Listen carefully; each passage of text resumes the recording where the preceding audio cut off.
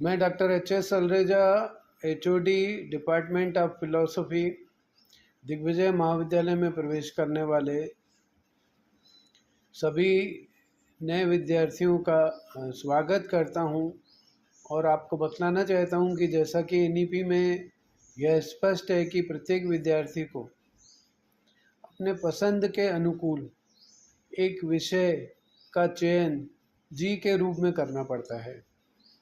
दर्शन शास्त्र या फिलॉसफी को आप चयन करें, इसके पीछे दो महत्वपूर्ण कारण हैं। पहला कारण यह है कि भारत अत्यंत प्राचीन देश है।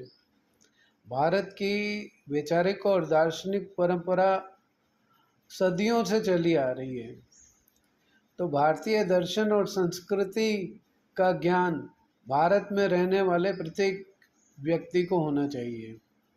हमें वेद क्या जीवन शैली देते हैं, उपनिषद क्या जीवन शैली देते हैं, बुद्ध, महावीर, गांधी, विवेकानंद, अरविंद, कृष्णमूर्ति, राधा कृष्णन, ओशो, रविंद्रनाथ टैगोर के दर्शन से किस प्रकार की दार्शनिक पद्धतियाँ और जीवन शैली प्राप्त होती हैं, इनका ज्ञान होना चाहिए।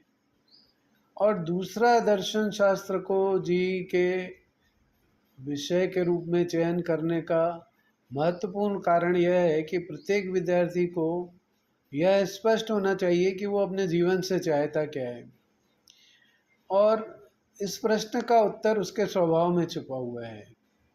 गीता के अनुसार 3 प्रकार के स्वभाव के व्यक्ति होते हैं। एक, जिनमें ज्ञान या बुद्धि क्षमता बहुत अधिक होती है, एक जो बहुत भावुक होते हैं, और तीसरा जिनमें कर्म करने की शक्ति अत्यधिक होती है।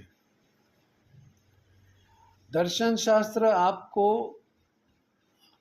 आपके स्वभाव के बारे में बतलाता है कि वास्तव में आपका स्वभाव क्या है, और यदि आपको आपका स्वभाव का पता चल जाए तो फिर आप जो कुछ भी करें वो आपका स्वभाव आपको उस फील्ड में क्रिएटिव करने में मदद करता है। कहने का तात्पर्य है कि दर्शन आपको आपके स्वभाव के अनुकूल जीवन शैली के बारे में बतलाता है, और आपके मस्तिष्क में जो बिखरे हुए विचार हैं उनको व्यवस्थित करने की एक पद्धति बतलाता है। यही नहीं, दर्शन जब आप फंस जाते हैं तो आपके बुद्धि को सही क्या है और गलत क्या है, नैतिक क्या है, अनैतिक क्या है, उचित क्या है, अनुचित क्या है, यह जानकर निर्णय लेने में मदद करता है। इसलिए जितने भी विद्यार्थी हैं उन सभी को जी के विकल्प के रूप में फिलॉसफी या दर्शन शास्त्र विषय का चयन अनिवार्य रूप से करना चाहिए। धन्यवाद।